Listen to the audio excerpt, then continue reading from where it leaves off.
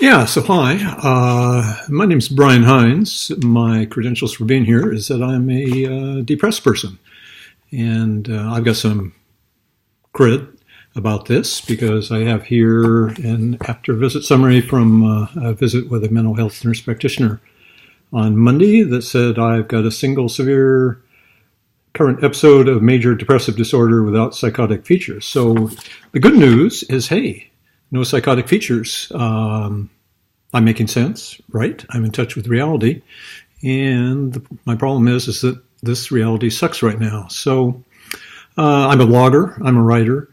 I've been talking about my health problems on my Hindsight blog, which you can find on hinesblog.com, HINESBLOG.com, under the category of my peen problem. And I've decided that it's kind of healthy for me, and maybe it'll be healthy for a few other people that come across this video, to talk about what I'm going through, because I've never been depressed before. I've been a happy, optimistic person, and I've been learning a lot about what it means to be depressed. It's not a lot of fun, but actually there's some humor in it if you look upon it in the right way. And it's not like it's funny, but I think it's that what depression does, and a counselor has told me this, is that you can get into this thought process where things just spiral downward into a place that you don't want to be. And one way I found to get out of that is, of course, well, you can talk to other people.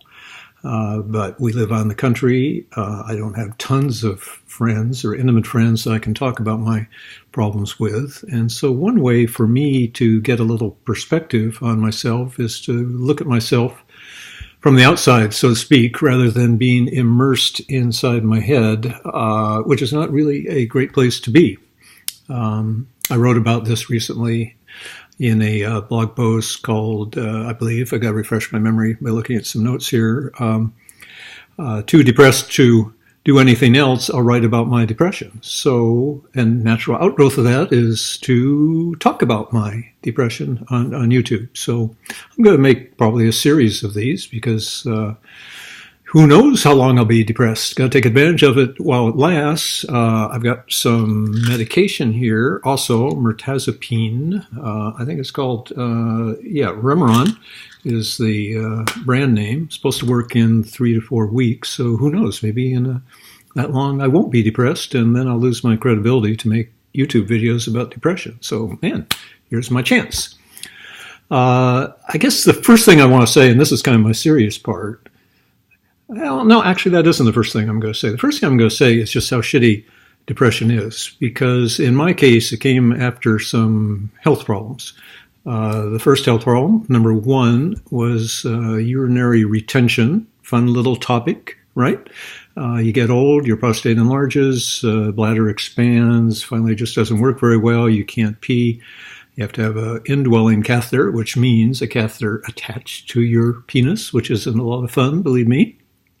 After a couple weeks, a little better is a self-catheterization, which I've been having to do for about 3 months. I'm hoping to get better, but me and my urologist kind of look upon things differently. I'm more optimistic.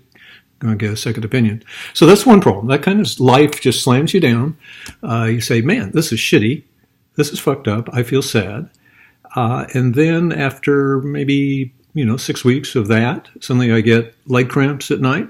So now I've got a shitty urinary problem, and I'm waking up several times a night with painful leg cramps. So that's number 2 that life gives you. And then number 3, along the way, several weeks ago, maybe 3, suddenly I get really depressed. And I think I'm just tired. I think that I have no energy. I think like I don't want to do the usual things.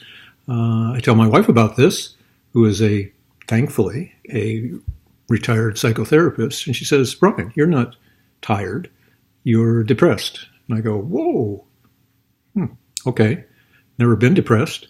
So this is one thing, serious part that I want to tell people, because if you're really tired and you really don't feel like doing anything, it could be, and if this lasts, that you're depressed. And for me, one little minor clue about this, which actually wasn't so minor, is that I also have a Church of the Churchless blog. I'm going to shamelessly promote my blogs because I'm a blogger, and that's what bloggers do. churchofthechurchless.com. I've written a lot about death and dealing with it. Wrote one post that's gotten quite a few responses from people that felt the same way I did, called Death and the Primal Fear of Non-Existence. And in it, I talked about my, almost panic attacks sometime when I'd be going to sleep and my eyes would close and suddenly I just realized what it would be to not exist forever. And hey, that's not a cheery thought. It's not depression, but it's not a cheery thought, and it would scare the shit out of me. And so I knew that there was something going a little different with me when, in my depressed state several weeks ago, I began thinking, hey, dying wouldn't be so bad. There's some pluses to dying.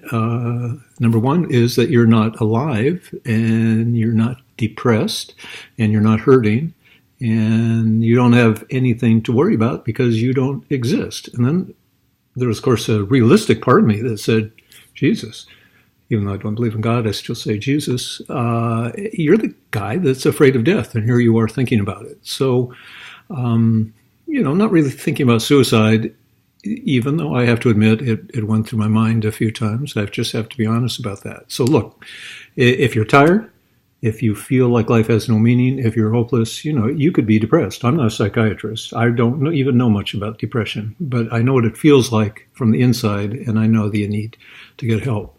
So the one funny thing about it, and if you believe in God or religion, you're not going to find this very funny because you're going to look upon this differently, is that you get hit with, 1, a health problem, 2, another health problem on top of that, then 3, reality gives you depression just to layer over the whole thing like a shit sandwich topped with turds. It gets worse and worse and worse, and you despair. Now, the other not so funny thing is that in this town where I live, Salem, Oregon, and this is probably not uncommon in other parts of the country, if you try to get help, if you call psychiatrists, if you call mental health nurse practitioners, they all have waiting lists, like months long, or they're not accepting new patients. So this is my chance to say, fuck you to Donald Trump and the Republicans in Congress. They're trying to do away with the Affordable Care Act because it's already tough enough for people to get help. Now, I was fortunate to finally find that my primary care doctor had a mental health nurse practitioner in her office. Now, there's a phone ringing. I'm just going to let it ring because I'm on a roll. If you want a real fancy video production, I'm sure there are people talking about depression that can do that. Believe me, for me, it's enough that I can point my MacBook Pro at my face and make this video. So anyway, leaving that aside. So it's really shitty that our country treats mental illness so badly. If I had a toothache, I have no doubt that people are able to find a dentist much more easily than they are to find somebody that's going to help them with their depression. So, I don't find that funny at all, but it is funny that when you're in despair, when you don't know what to do, our country's healthcare system is such that people are left hanging on the wind. And I do have to be very thankful for that. So this is just introduction to what I'm going through. And what I want to do is maybe every once in a while, I don't know how often, just sit here and talk about my experience with depression. I'm a philosophical person. I'm a scientific person. I've spent, my entire life meditating and trying to figure out the meaning of life. And right now, it's tough. And because a lot of days, life just doesn't seem to have much meaning for me. And I guess the one thing that I've heard from more people than anything else is that one way to get out of yourself is to try to do some good for others. It's when I'm blogging, when I'm trying to change the world a little bit, that I do feel better because I get out of my head.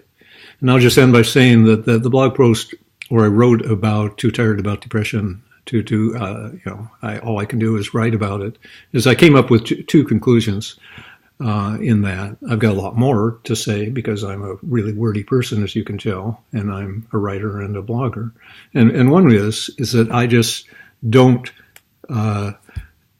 am not important to the world as much as I thought. I mean, in my normal state of mind, I think, wow, if I'm not blogging, if I'm not writing my Salem political snark citizen activist posts, people will notice I'm a avid activist here in Salem. And then you realize, well, the life, it goes on. It goes on. Other people have their lives. They care about you. My wife, my dog, my daughter particularly care about me, especially my dog. When I take her on an evening dog walk and then feed her, she's my total best friend. And I want to keep on doing that for sure, even as I may give up some other things.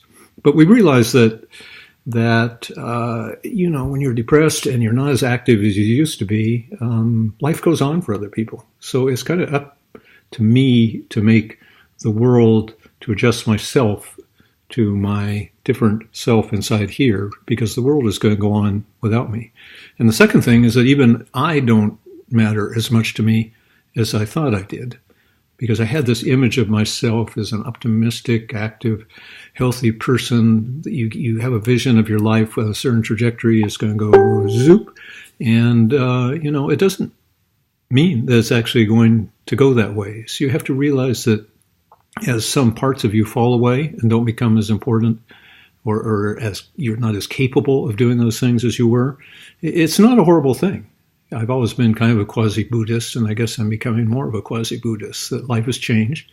We don't have an essence. We don't have an eternal, unchanging part of ourself. And depression helps you realize that, because you suddenly see that what you liked and took joy in isn't there, and you're still able to function. So, hey, I got a lot more to say. This is certainly enough for a first video, but I'm going to keep going because I kind of enjoy this, and I think it's therapeutic for me to talk through my depression and what I'm going through. And I hope to find some more generally humorous parts of this as I go along. So, thanks for the few people that listen. At least I've gotten some benefit out of this. See you again.